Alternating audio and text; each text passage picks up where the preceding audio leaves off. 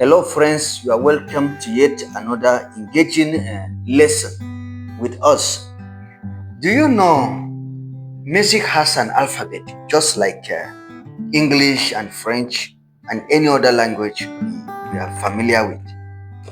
And like any other language, to truly speak it well, we need four skills: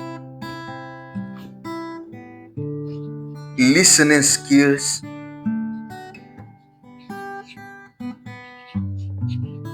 we need speaking skills, and this cuts across all languages. We need reading skills, and no matter the language, and then we need writing skills.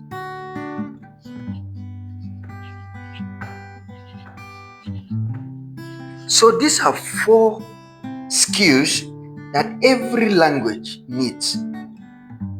And music is also a language, and like any other language, we need these skills to be able to say, okay, we are really competent in the language.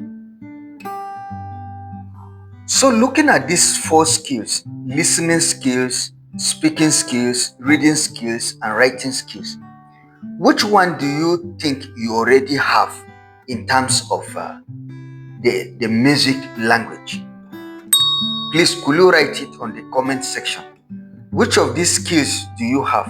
Are you the type that when you listen to music, you are able to catch it even with no... Are you very good at listening already? Are you good at speaking it? But in music, we won't talk of speaking, we'll talk of singing it. So speaking goes with singing. Are you good at reading music? Do you have reading skills? And do you have writing skills? Right?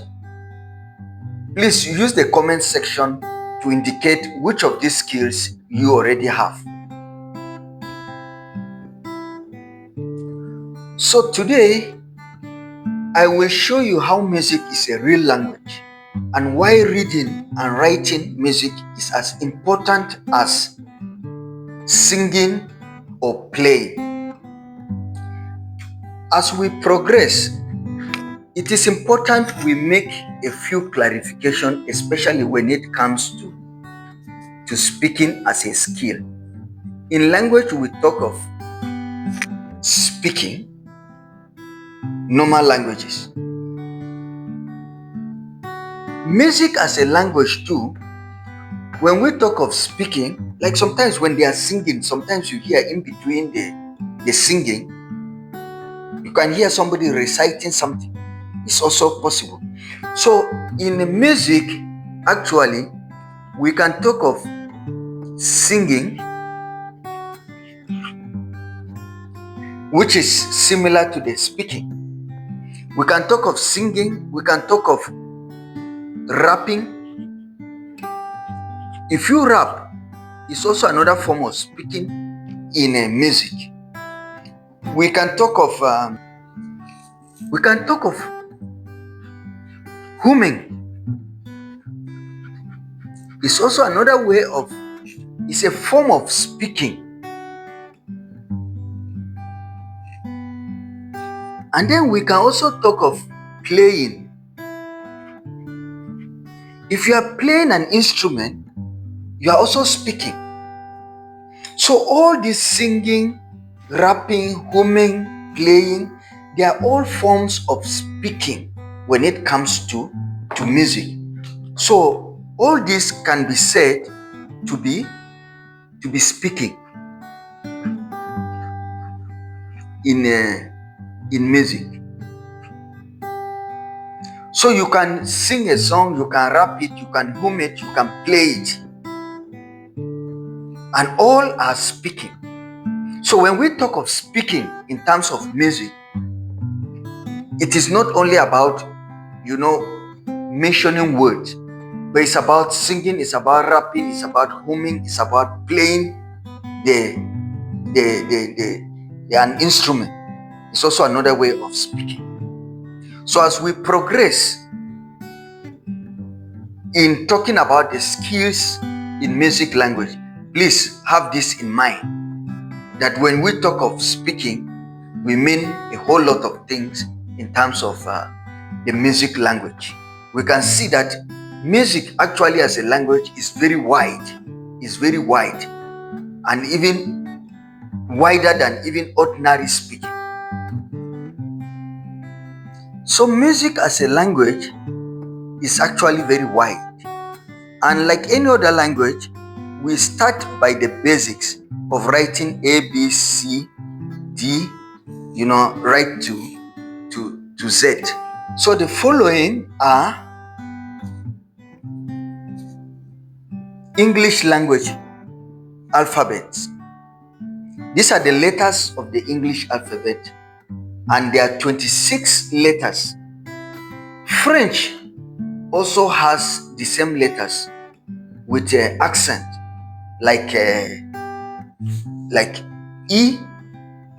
French E, you have an E going this way, you can have E in French going this way, and all these are varieties of E, all in French. So they are not counted as alphabets. E is the alphabet, but these are accents. We also have accents in music language. So as we progress, we'll be unraveling it gradually. So all these letters make words. They enable us to form words. They enable us to make phrases. They enable us to write clauses. They enable us to write sentences, because it is the combination of these letters that form words, that form phrases, that form sentences, that make up a paragraph. So you can take a whole book like a dictionary, and you will discover that it's just a play of A to Z letters placed at different positions. So when we take this and look at it side by side with the language of music, we see that music language has 7 letters: D, E, F, G. So the music language has 7 letters. English has 26 letters. French has 26. Arabic has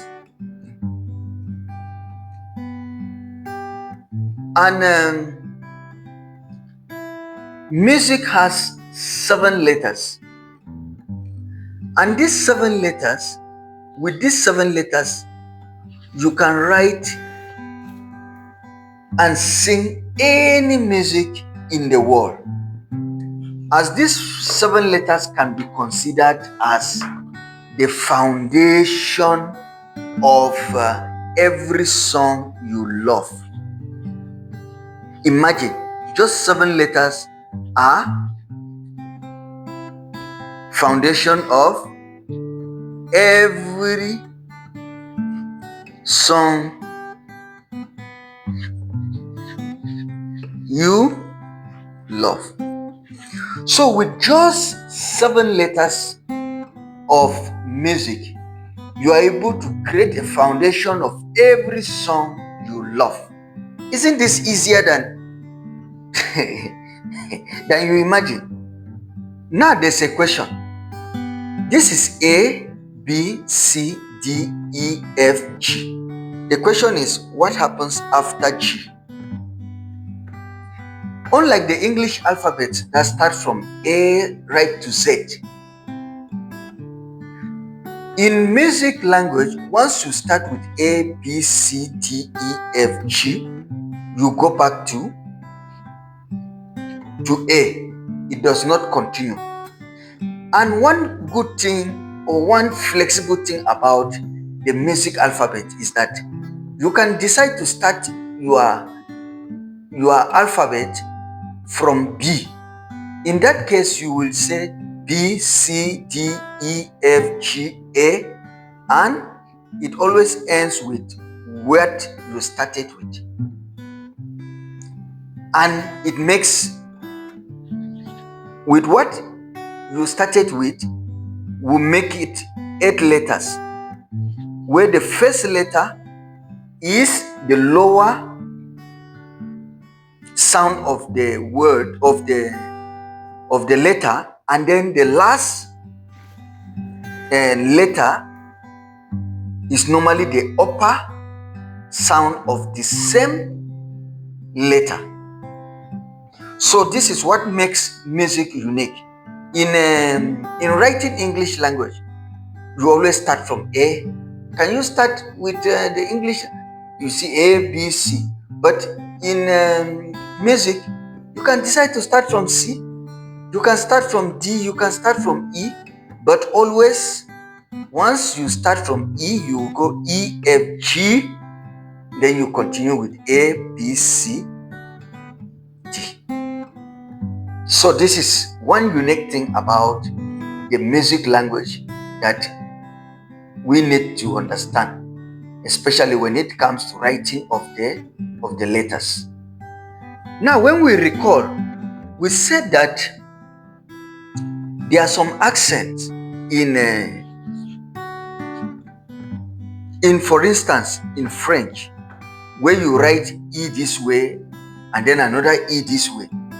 Music too has the equivalent of this accent, and they are normally called either, we can call them, there are some accents that are called sharps. This is the way they are written. This is an accent in music. You can have like C sharp. This is an accent in music. Another accent in music is called a flat, where you can have like A, then you have A flat. Just in the same way where you can have like the E and you have E accent. So this sharp or this flat does not mean it is part of the alphabet, but it only helps us when we are reading music. It's like a support system to the C. So you can have C and then you have C sharp. It does not mean C sharp is a music alphabet. No, it's not a musical alphabet. C is an alphabet, but this one is like an accent. It's like the accent of music. You can have D. D is a letter, but D sharp is an accent that helps us to read the music. It's like an exclamation mark. Exclamation mark, punctuation marks, like the question mark, exclamation mark, full stop, comma, column, semicolon. All these are not alphabets, but they help us when we are reading. For instance, if you have something like the boy, okay, and you have this, This is the construction made up of all alphabets, made up of all letters. Yes, this one is not an alphabet, but it helps us in reading the combination of these letters. Sorry, it's not. This is not a letter, but it helps us when we are reading the combination of this letter. So this is a punctuation mark. So too in written music. In written music, you can have like the rest. The rest is not a letter, but it helps when we are reading. It's like comma. It's the equivalent of a comma in normal written English or spoken English or French. So let's talk about the skill of listening. I think listening is one of the first skills that children acquire. Just like babies, they listen before they talk. Listening comes before they start talking. So we also hear music long before we play it. So you can have the skill of listening by nature. Just naturally you acquire it. For the fact that your ears are open, you can acquire the skill of listening. Babies listen with no effort. We also listen to music with no effort. It's a passive skill. It's a passive skill. You don't need to do something. You don't need to go and specialize and say, okay, let me now start hearing music. As long as your ears are not sick, automatically you hear the music. It's not something you sit in class and then they will teach you how to listen to music. Now, that's a different. You can develop that skill to the extent of say, okay, let me be able to listen to rap. There are people who listen to country music and they understand everything. Now, listening and understanding, they are two different things. You can listen to music, but you are not understanding. That's what we are talking about. So you just hear the music. Yes, it's hearing. You are listening to the music. You just, by virtue of being human, you listen to the music. Now, in terms of reading music is an active skill, purely active skill. And you read music either using the staff notation that is normally represented this way, where you remember we have where you can have the G clef, or you have your F clef. No. Talking of representing it this way. So this is the staff notation, or you can use the solfa notation where you have the do, re, mi, fa, sol, la, ti, do, and it is normally written this way. So in terms of reading music is purely an active skill. We have to learn it. We have to learn how to read music. It is not naturally observed. Then the last but not the least skill is writing music. There are those who are able to read music. There are those who are able to listen to music. There are those who are able to read music. They are able to speak it or sing it, play it. And there are those who are able to listen. But when it comes to writing is another skill that is active. It is not just naturally absorbed, but we use natural abilities to absorb it. So, writing music is an active skill. It's not, the listening is passive. Active means we have to learn it. It is a skill that we have to convert the talent of music to writing. And in writing music, we have those who are composers. They compose music. So we have the composition aspect. They're able to write this music in words. They are able to convert poems. They are able to convert situations and put them in words. So those ones are called composers. It's composition. Then we have another level of writing called the arrangement. So these ones, the composing, they use words purely. But those who arrange music, now they take those words and represent them, let's say in the staff notation. 1, 2, 3, 4, 5. They represent them in the staff notation. And in this staff notation, we had already done how to draw the G clef, So they represent the music in this staff notation. Or they're able to represent the same music in the do, re, mi, fa, which is the solfa notation. So that is another level of writing English. Now I'm saying English, of writing music. So you can either be a composer with words, or you be an arranger who puts it in staff notation or in the solfa notation. Just write on the comment section just one word.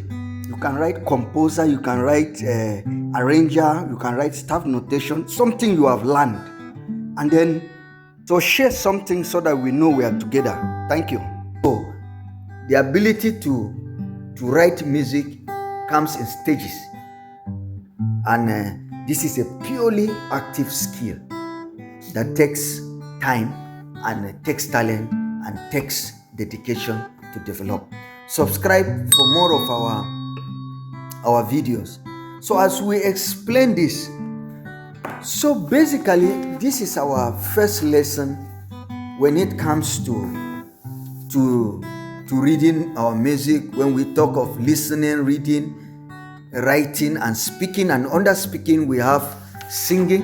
We have different skills when it comes to music speaking, where we have singing, rapping, humming, playing. Then our music has 7 letters, and these letters have accents, just like the accents we have in other languages that help us to be able to read it. And we have the sharps, the flat, that help us to be able to read music better.